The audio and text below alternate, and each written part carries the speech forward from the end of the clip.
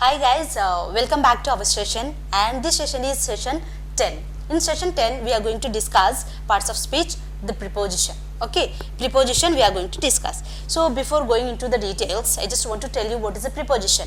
So first మీరు preposition అంటే ఏంటనేది తెలుసుకోవాలి. Okay, preposition means it connects noun to the different words. అంటే నౌన్ని మీకు డిఫరెంట్ వర్డ్స్కి కనెక్ట్ చేయడం కోసం మీరు ప్రిపోజిషన్స్ అనేది వాడడం జరుగుతుంది. లైక్ చూడండి, ఇప్పుడు నౌన్ అంటే I went to college on Monday. So ఇక్కడ కాలేజ్ అనేది ఐ వెంట్ టు కాలేజ్, ఆ కాలేజ్ని ఇంకొక వర్డ్కి కనెక్ట్ చేయాలంటే ఆన్ మండే. సో అక్కడ మీకు ప్రిపోజిషన్ అనేది ఏమొచ్చిందంటే ఆన్ అనేది వచ్చిందనమాట.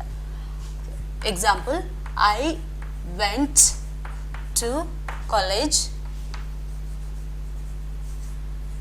On Monday. సో ఇక్కడ చూడండి, ఈ కాలేజ్ అనేది మీకు ఇక్కడ నౌన్ అవుతుంది. సో ఇది preposition, right? So on Monday. So మీకు ఈ ప్రిపోజిషన్ అనేది ఏం చేస్తుందంటే, ఓకే, ఈ నౌన్ని డిఫరెంట్ వర్డ్స్ అనేది కనెక్ట్ చేస్తుంది. సో ఇది లేకుండా మీకు మళ్ళీ without preposition you will not be having a meaningful sentence. మీకు ప్రిపోజిషన్ లేకుండా అక్కడ మీనింగ్ఫుల్ సెంటెన్స్ అనేది మీకు ఇక్కడ రావడం జరగదు. సో కాబట్టి ఈ ప్రిపోజిషన్స్ అనేటివి ఏం చేస్తాయంటే నౌన్ని డిఫరెంట్ వర్డ్స్కి కనెక్ట్ చేయడం కోసం అని యూస్ చేస్తారు. That is preposition. మనకు different types of prepositions we have, so many types of prepositions we have, but the usage of different types of prepositions also very different. మీకు prepositions use చేయడం అనేది కూడా మనకు డిఫరెంట్గా ఉంటుంది. ఓకే, ఏ వర్డ్కి ఏ ప్రిపోజిషన్ రావాలి, ఏ verb వచ్చినప్పుడు a preposition రావాలి అని మనకి ఇక్కడ డిఫరెంట్ వర్బ్స్కి మనకు డిఫరెంట్ ప్రిపోజిషన్స్ రావడం అనేది జరుగుతుంది. ఓకే, మీకు ఈ వర్బ్ వచ్చిందంటే ఈ ప్రిపోజిషనే రావాలి అని. ఫస్ట్ మనకు ఎలాంటి టైప్స్ ఆఫ్ ప్రిపోజిషన్స్ ఉండొచ్చు చూడండి. Different types of prepositions like at, on, in, for, but, before, after, about. So this type of, so many types of prepositions we have, but the thing is usage also I told you it will be different. Okay, ఇప్పుడు చూడండి, ఇక్కడ at అంటే ఏంటి, on అని ఎప్పుడు use చేస్తారు, in అని ఎప్పుడు యూస్ చేస్తారు, ఫర్, బట్, ఫ్రమ్, ఇవన్నీ మీకు ఎలా ఏ టైంలో మీరు ఎలా యూస్ చేస్తారనేది ఫస్ట్ మీరు తెలుసుకోవాలి. ఇక్కడ మీకు అట్ అనేది ఏంటంటే అట్ అంటే ఏంటంటే ఒక పాయింట్ ఆఫ్ టైంను కానీ లేకపోతే ఒక పాయింట్ ఆఫ్ ప్లేస్ను కానీ చెప్పేటప్పుడు మీరు అట్ అనేది యూస్ చేస్తారు. ఓకే, ఇప్పుడు చూడండి, సపోజ్ నేను మీకు అట్కు ఇన్కు డిఫరెన్స్ చెప్తాను. సపోజ్ ఇది కర్నూలు అనుకోండి. Okay, Kurnool whatever. ఓకే, ఇప్పుడు కర్నూలు అనేది ఇది కర్నూలులో ఒక ప్లేస్ తీసుకుంటున్నారు మీరు. ఇప్పుడు కర్నూలులో bus stop.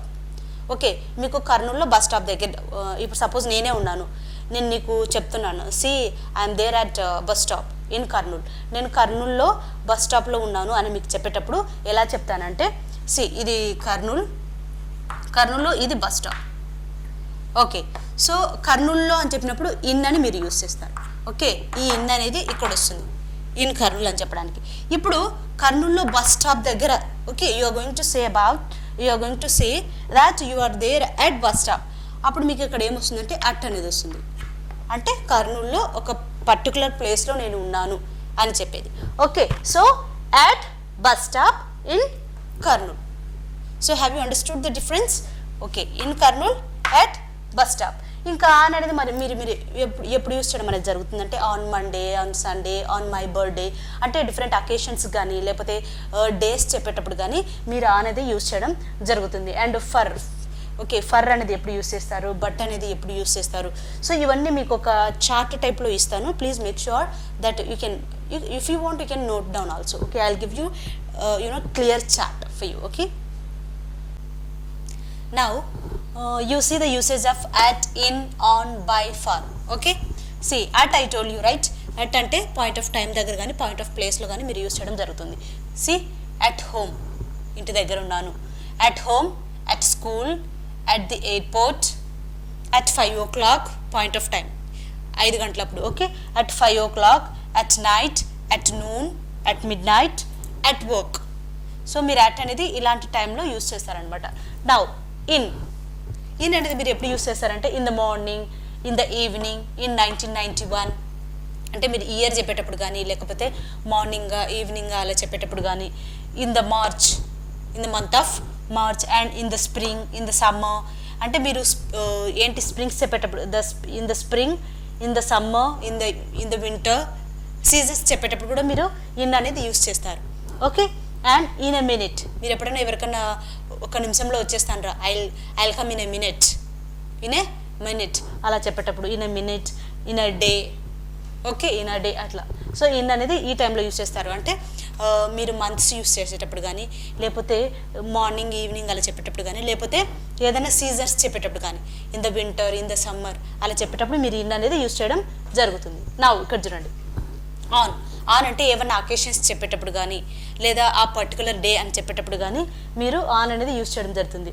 On Monday, on my birthday, on time, on weekends.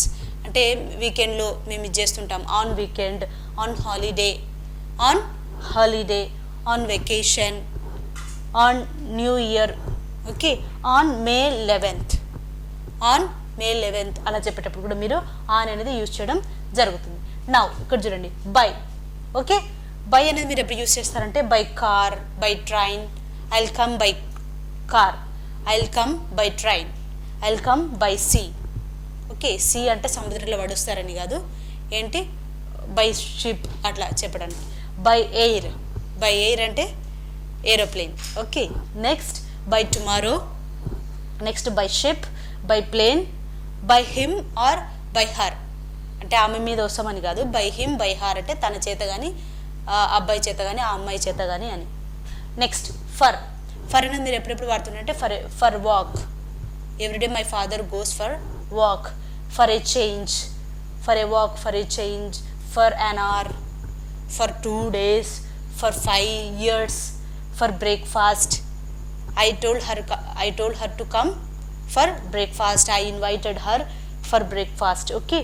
For lunch, for 3 weeks, 3 వారాలు. ఓకే, 3 వారాలకు, 5 yearsకి అలా చెప్పడానికి. సో మీరు ఈ యూసేజ్ బాగా కరెక్ట్గా గుర్తుపెట్టుకోండి. అంటే మీరు ఏ టైంలో అట్ అనేది వాడుతున్నారు, ఎప్పుడు మీరు ఇన్ని యూజ్ చేయాలి, ఆన్ ఎప్పుడు యూజ్ చేయాలి, బై అనేది మీరు యాక్చువల్లీ ఎలా చెప్తూ ఉంటారంటే I will come in the car, I will come in the train అలా చెప్తూ ఉంటారు. But that's not the right way. You should say I will come by car.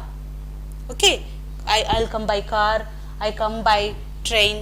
That way you have to use it. కాబట్టి క్లియర్గా గుర్తుపెట్టుకోండి, by అనేది మనం ఎప్పుడు use చేస్తున్నాము, ఇన్ అనేది మీరు ఎప్పుడు యూజ్ చేస్తున్నారు. Okay, correct usage should be there for this one.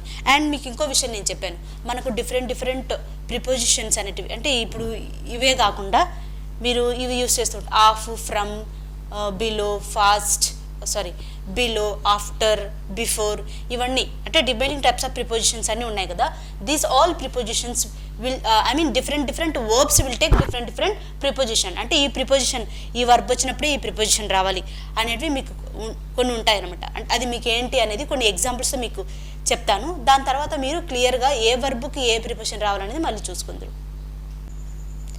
Now you observe this examples. Okay, ఈ ఎగ్జాంపుల్స్లో నేను మీకు ఏం చెప్పాలనుకుంటున్నానంటే ఏ వర్బ్కి మీకు ఏ ప్రిపోజిషన్ అనేది వస్తుంది అని మీకు ఎక్స్ప్లెయిన్ చేస్తాను. Okay, first will see the examples. Okay, I thought of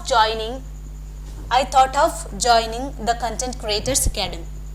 ఇప్పుడు అది ఎగ్జాంపుల్ ఉంది. First you just tell me where is the preposition here. మీకు ప్రిపోజిషన్ ఎక్కడుంది? ఇక్కడ ఆఫ్. ఓకే, అయితే ఈ ఆఫ్ అనేది ఏ వర్బ్ వల్ల వచ్చింది అంటే అక్కడ ఫ్రమ్ రాకుండా ఆఫే ఎందుకు రావాలి? సో ఇలాంటివి అనేది ఈ వర్బ్ను బట్టి మనకు ఈ ప్రిపోజిషన్ అనేది రావడం జరిగింది. ఓకే, ఐ థాట్ ఆఫ్ అనుకున్నాను, ఆఫ్ సంథింగ్, దీనికోసం అనుకున్నాను, ఆఫ్. ఓకే, యొక్క so I thought of joining the content creators academy. Okay, so ఈ వర్బ్కి థాట్ అనే దానికి ఆఫ్ అనేది వస్తుంది. నెక్స్ట్ ఎగ్జాంపుల్ చూడండి. Rahul Gandhi dreamed of becoming the PM. Dreamed of ఏం అవ్వాలనుకున్నాడు? PM. So he dreamed of becoming the PM. Next I'm afraid of. So మీకు afraid కూడా ఏమొస్తుంది? ఆఫ్.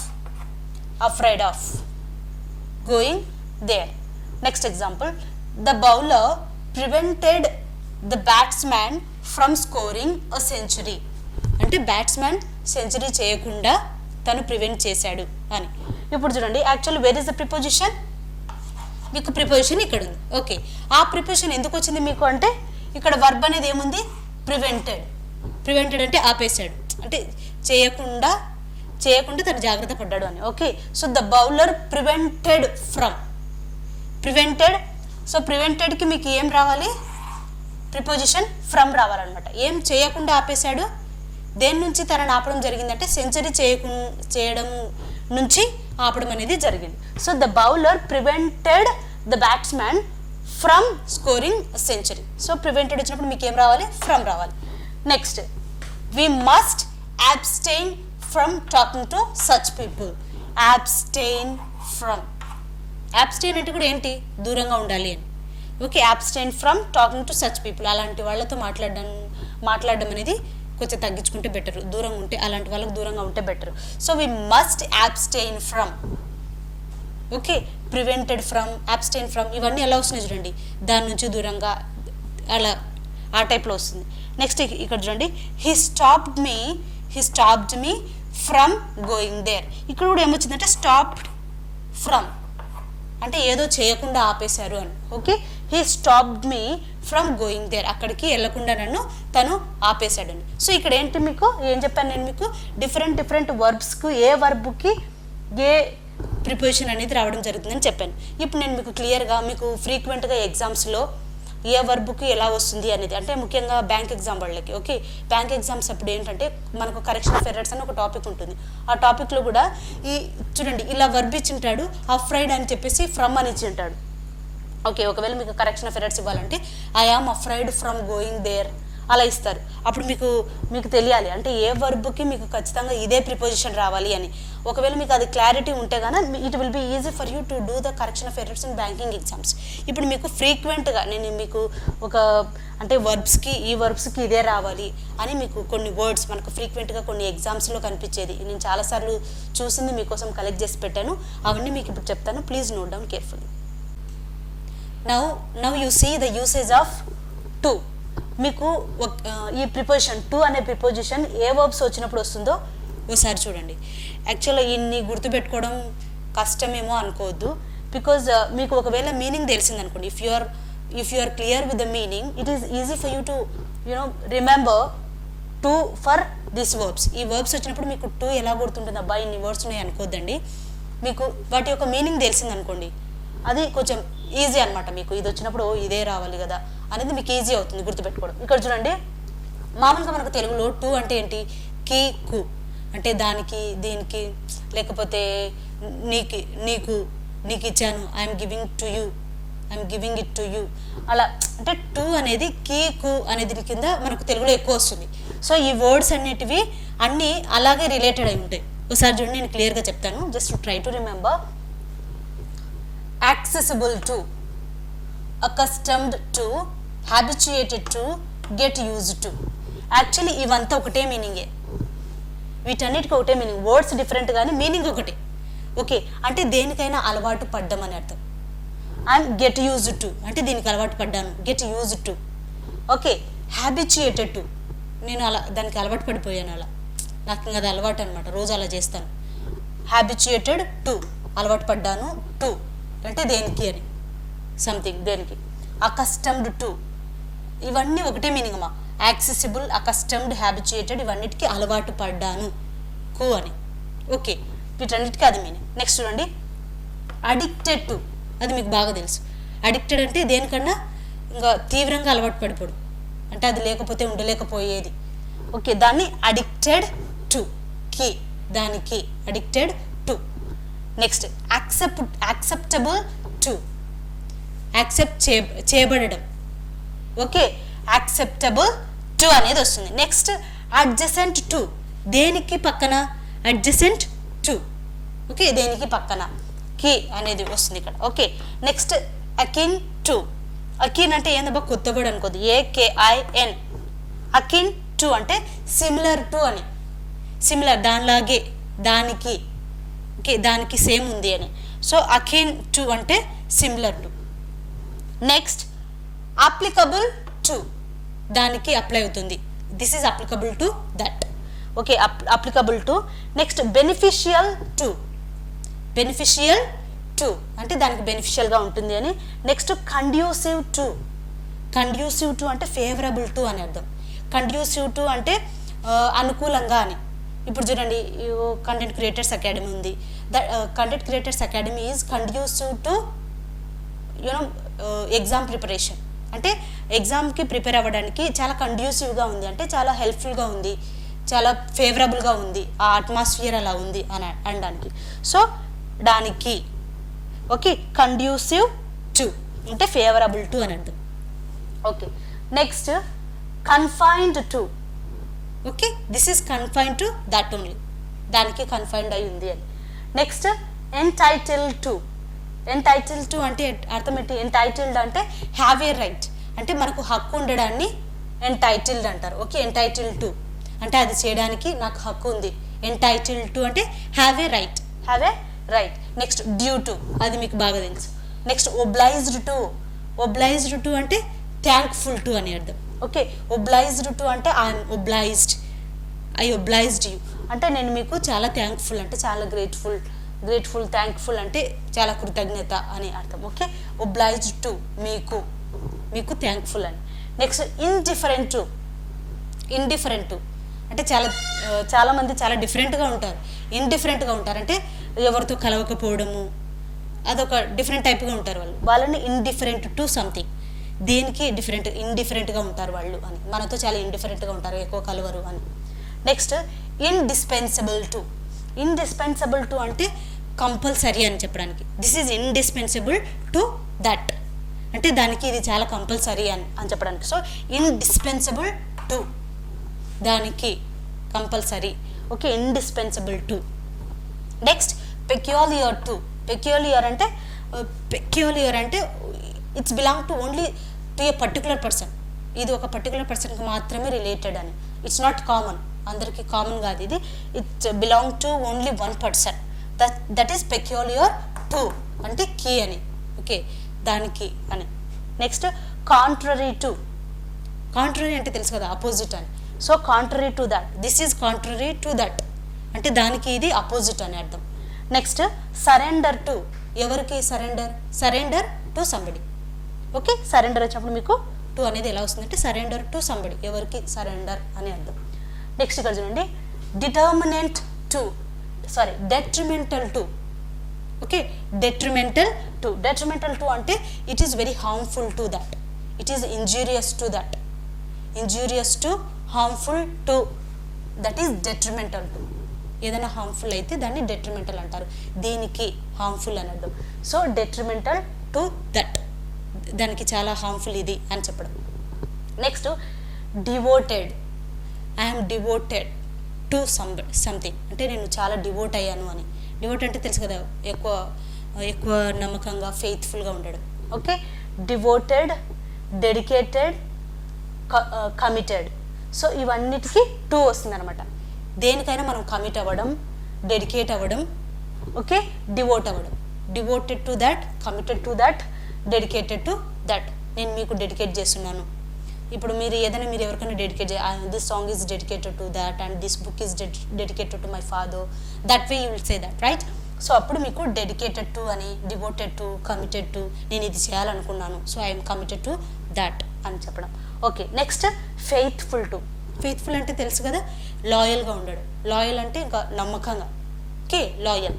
సో ఫెయిత్ఫుల్ టు అంటే loyal. Next deaf to. Deaf to అంటే చెవిటోడు అని కాదు యాక్చువల్లీ. డెఫ్ టు అంటే కొంతమంది మనం ఏం చెప్పినా కూడా వినరు, అంటే మన తెలుగులో చెప్పాలంటే పెడచెవిన పెట్టడం అంటారు కదా, దట్ ఈస్ డెఫ్ టు. అంటే ఏం చెప్పినా వినకపోవడం, మనం ఏం చెప్పినా పట్టించుకోకపోవడం అనేది డెఫ్ టు. మనం చెప్పిన విషయాలను పట్టించుకోవడానికి deaf to something. Deaf to something అంటే ఏదైనా చెప్పిన దానికి ఇంపార్టెన్స్ ఇవ్వకపోవడం. Next heed to. Heed to అంటే పే అటెన్షన్ టు సంథింగ్, అంటే దేనికైనా అటెన్షన్ పే చేయడం. అంటే దానికి అర్థం ఏంటంటే ఇది ఏదైనా పట్టించుకోవడం, ఏదైనా చెప్పింది చేయడం. ఓకే, ఏదైనా దేనికైనా అటెన్షన్ పే చేయడాన్ని హీడ్ టు అంటారు. Next hostile to. హాస్టైల్ అంటే అన్ఫ్రెండ్లీ, అంటే ఎవరితో అంత ఫ్రెండ్లీగా ఉండరు అనమాట. That is unfriendly. Okay, that is hostile. Hostile to somebody, ఎవరికో hostile to. Next pertinent to. Pertinent to అంటే రిలవెంట్ టు అని అర్థం, అంటే దేనికో రిలవెంట్ అవ్వడం. కీ అనేది మీ అన్నిటికీ ఇది ఒక కామన్ వస్తుంది, గుర్తుపెట్టుకోండి. కి, దానికి, దీనికి, కు అట్లా వస్తుంది చూడండి. సో పర్టినెంట్ టు సంథింగ్ అంటే this is relevant to something, దేనికో రిలవెంట్ అయి ఉంది అని. Next indebted to.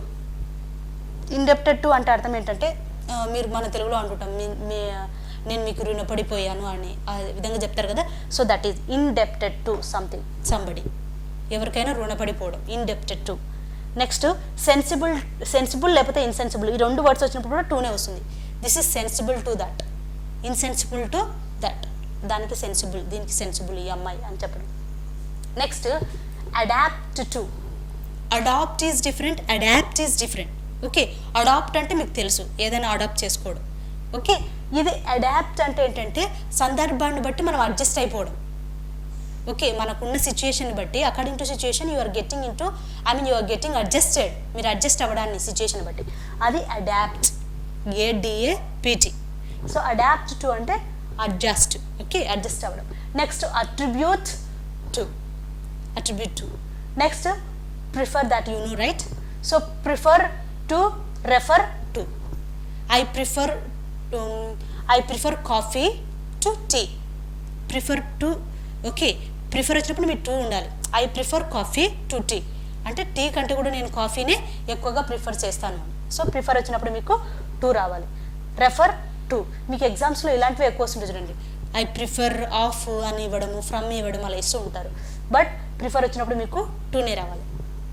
Next contribute to. Contribute అంటే తెలుసు కదా, దేనికైనా ఇవ్వడం, దేనికైనా కాంట్రిబ్యూట్ చేయడం, మనీ కానీ లేకపోతే clothes, what ever you want to contribute.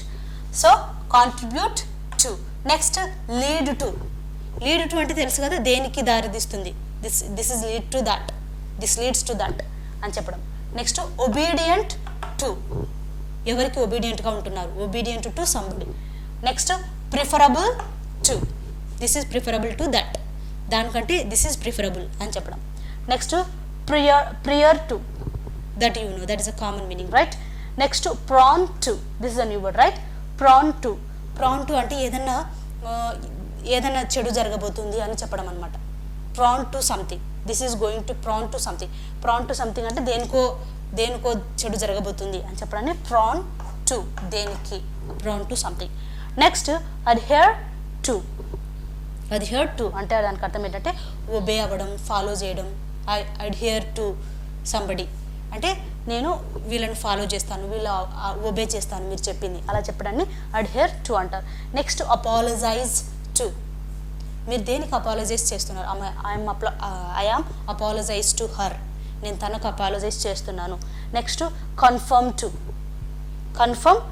Next listening of something అనకూడదు మీరు. లిజనింగ్కి మీరు చాలామంది కన్ఫ్యూజ్ అవుతూ ఉంటారు. లిజనింగ్ వచ్చినప్పుడు ఆఫ్ వస్తుంది అలా అనుకోదు. Of, I'm listening to her, I'm listening to that guy, తను చెప్పింది నేను వింటున్నాను, I'm listening to that lesson. Okay, I'm listening to that guy అట్లా చెప్పడం. Okay, next result to, this is going to result to that అంటే దీనికి result అవ్వబోతుంది అని. సో ఇవన్నిటికీ కీకు అనేది కామన్గా వస్తుంది. Please try to read it, okay, 3-4 times. If you read it, it will be, you can get it very easily, because now you understood the meaning also. ఆ వర్డ్కి అదే ఎందుకు వస్తుందని మీకు క్లియర్గా చెప్పాను కాబట్టి now it is easy for you to understand. Now I will say for from, ఇంకా ఫ్రమ్కు with, from ఎప్పుడు వస్తుంది, విత్ ఎప్పుడు వస్తుంది, ఆఫ్ ఎప్పుడు వస్తుంది, అదని మీకు ఇప్పుడు ఎక్స్ప్లెయిన్ చేస్తాను.